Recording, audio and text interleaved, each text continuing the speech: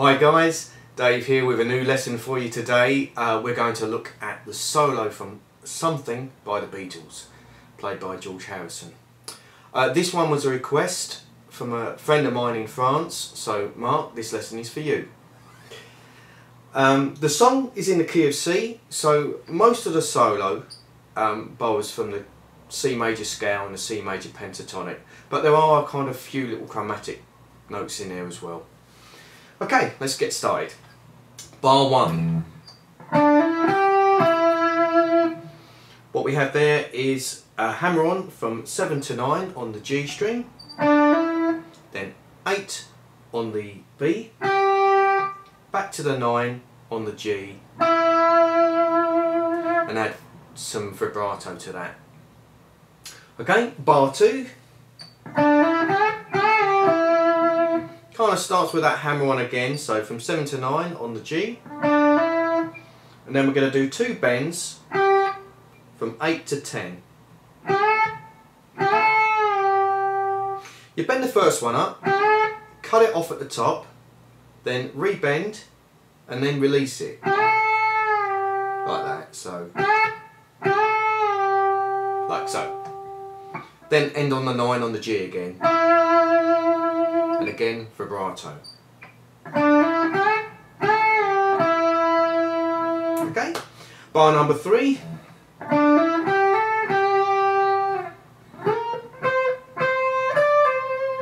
I'll do that again. So what we're doing there, hammering on from 7 to 9 again on the G, and then 8 to 10 on the B, then pick 8, so you get this. Then we're going to slide into a new position. Slide up to the 15th fret on the G. Now, if you don't like the sound of that, you could just slide up to the 14th instead, but I'm just going by the transcription I've got here, which would still sound just as good. So anyway, slide up to 15, then we're going to play the 13th fret on the B string, second one adds some vibrato, and then we're going to do a pull off, 15 to 13,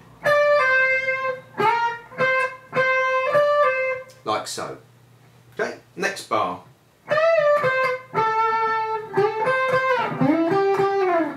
So for that,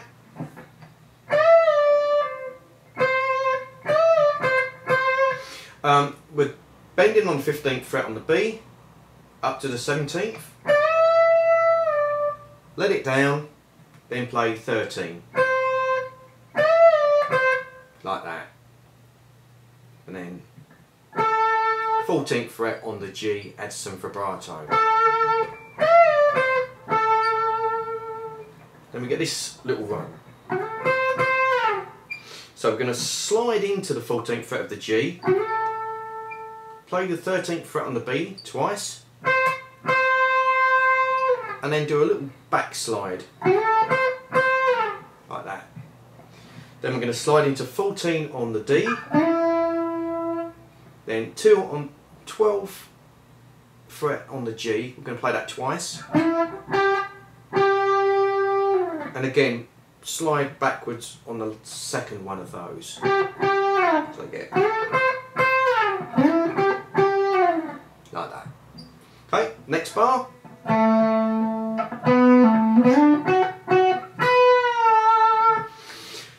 7th fret on the D, and then we're going to pull off from 9 to 7, then slide into 12, then 11th fret on the G twice, and then what I do is I kind of jump that finger over to do the bend on the B string. So it's from 10 to 12 and then you release it. So bend, release. So yeah.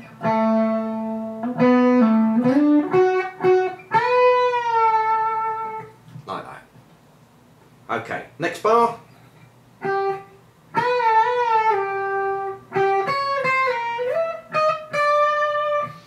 Okay. So what we're going to do is, we're going to do this twice. You're going to play the 10th fret, bend it up and release it. 2 fret bend up to the 12th fret. Then repick it, do it again. And then slide it down to the 8th fret. Like that. Then we're going to play the 8th fret again. Then 9th fret on the E. 8. And then slide into 6. Then we slide up to 12. And then 11, 10.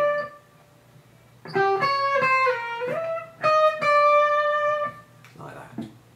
Okay. The next bar, most of this is bending and releasing on the G string at the 7th fret up to 9.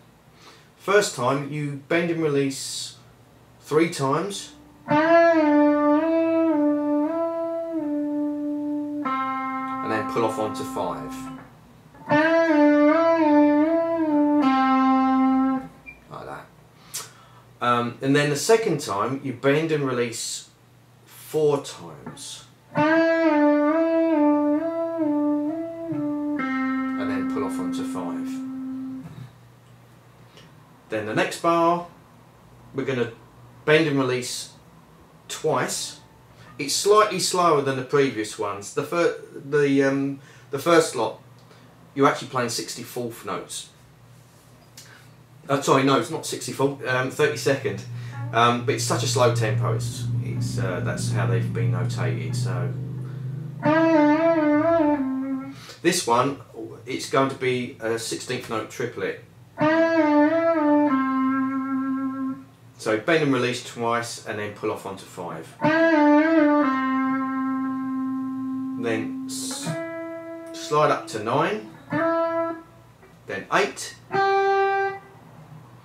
Then on the, sorry, that 8 is on the B string, by the way. Then on the first string. So for that, we're bending from 10 to 12. Cut it off at the top. Play 10, and then we're going to do a hammer from 8 to 10, and then play 8.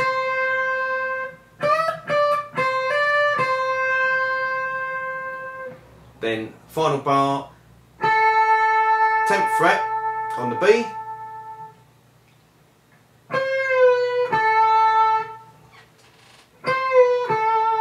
so for this we're going to do a pre-bend, so it means that we're going to start with a note already bent up from the 12 to 13 basically. So it's just a 1 fret bend, pick it, let it down, and then onto 10. And do that with a pull off. So bend, release, pull off. Then 11th fret on the B with vibrato, then 12, and then slide into 13. Like that. That's the entire solo. Other things to add to that really. Sound wise, I'm not exactly sure what he used on the record. What I'm using here is just a slightly overdriven sound, and I've got a chorus on it because it sounds slightly doubled on the record, but it might have been a flanger or a phaser that he used on the original recording because it was the late 60s. Other than that, I would say a really nice solo, very melodic, got some nice little phrases in there. I think the trickiest thing is getting the rhythm correct on this one because it is a little bit tricky to get the timing just as George Harrison had it on the record. Other than that though, I think it's not one of the most technically difficult solos to play, so a good one if you're an intermediate player, something of that level I would say. Okay then, well I hope you had fun with this lesson and I will see you for one real soon.